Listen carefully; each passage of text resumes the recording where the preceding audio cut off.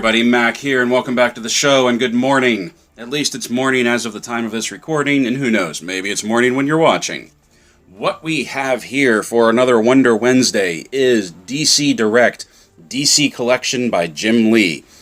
For those of you that don't know, Jim Lee is a comic book artist, a very famous comic book artist for DC Comics. And what they did was they took a series of figures, the Trinity, Superman, Batman, Wonder Woman, and gave them this animated cel-shaded paint job to make it look like they came right off the page of the comics.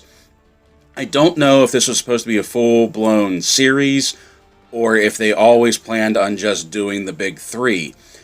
These figures, I believe, came out last year, about the time that we were in the midst of the Rebirth storyline that got rid of the New 52 and sort of brought the original DC continuity back into the mainstream.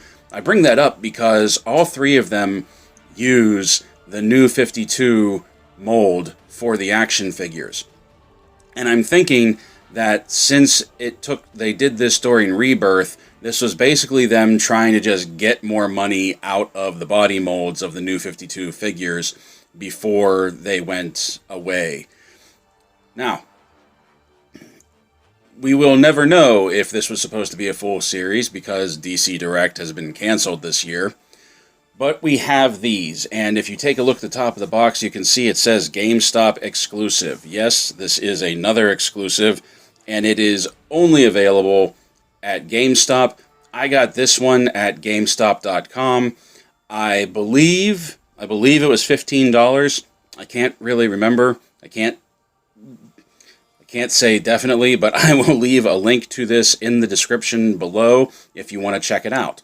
Now, taking a look at the packaging, we have basic DC Direct packaging, but it has a new paint job to it, and I really like the styling, the graphics, and the coloring of this package with the light gray around the border, the very deep, rich black across the bottom, the gold Wonder Woman logo.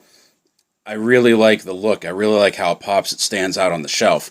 Up top, we have the Wonder Woman logo again. On the side, we have the wraparound window, as is typical of the DC Direct boxes. On this side, we have an image of the figure inside the box with the Wonder Woman logo again. And on the back, we have a great piece of artwork from Jim Lee from the New 52.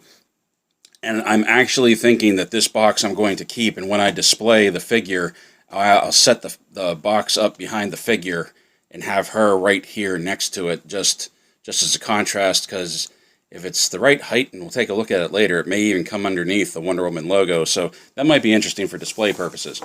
But for right now, let's get this open and take a look at the figure. Give me a second, I'll open up the box, and we will take a look at DC Direct Jim Lee Wonder Woman. Okay, friends, here she is out of the box, Princess Diana, New 52 Wonder Woman. And before we put the tape measure to her, one thing that you can take a look at is, and this was just a general art style for the New 52, this is a much more subdued color palette for Wonder Woman than what we're used to. There's not nearly as much red in her, as you can tell with the boots. The boots are so blue, they're almost black. The red of her armor is a much more subdued red, a darker, deeper red. They got rid of the gold. Everything is silver. It's a very subdued color palette for Wonder Woman than what we're used to. As a matter of fact, the only gold that she still has is her golden lasso here on her hip. Okay? So, now that that is out of the way, we are going to put the tape measure to her and see how she measures up. And you can see, excuse me, I'm sorry. You can see that she comes in at just under 7 inches tall to the crown of her head. It's about maybe 6 7/8, but close to 7 inches. So that's what we have there. Now, articulation. This is basically a really fancy looking statuette. There's not much as far as articulation goes. There is a head swivel, but it's very, very difficult to try and get a full rotation out of it. I'm not even sure it's supposed to, because either way, you get the head right about... Oh, there we go. There we go. All right.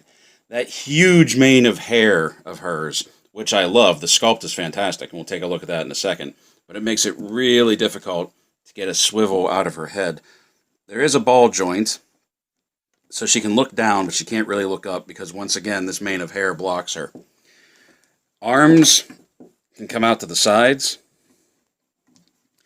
They do a full 360 rotation at the shoulder. There is a bicep swivel. Single jointed elbow with not a bad amount of travel, but not enough, and you'll see why in a second. No wrist movement at all. Her wrists are locked into position coming out of her bracers right there. No ab crunch, no torso twist, completely static through here. The legs go that far forward. They will go that far back. There is no outward movement, so she can't do the splits where her legs are at or where they're at. There's no thigh cut. There's no boot cut. There's no ankle. There is a single jointed knee. So there's not a whole lot of articulation to this figure.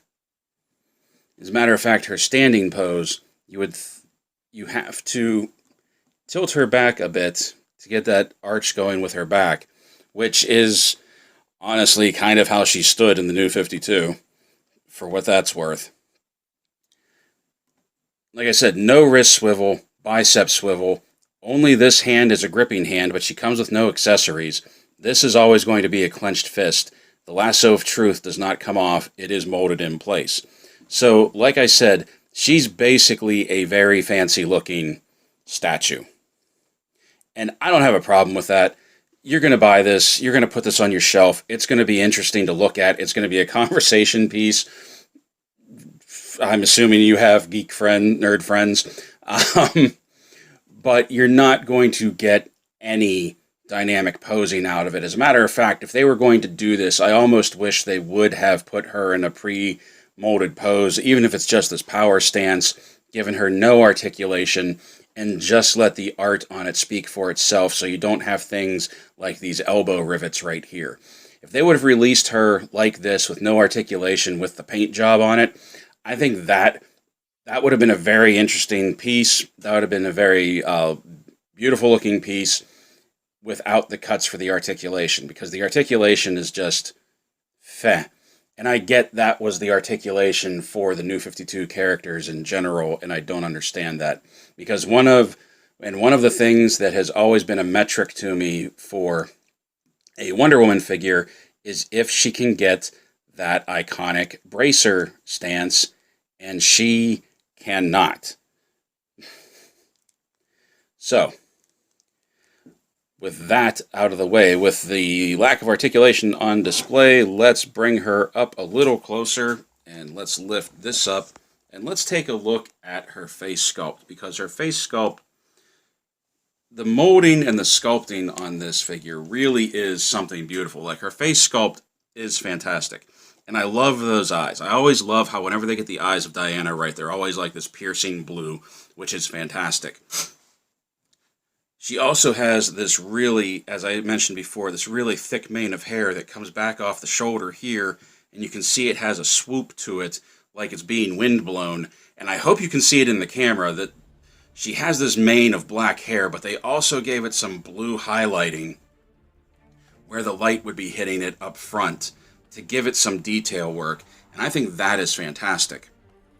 I do love the line work on this to make it look like an animated item, something that came jumping right off the page. I would love if DC Direct would have done something like this with the current iterations of the Trinity.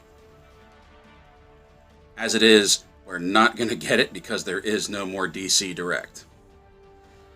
No accessories, no additional hands, nothing. What you see is what you get, which is not necessarily bad. Like I said, it's a $15, I believe it's a $15 figure.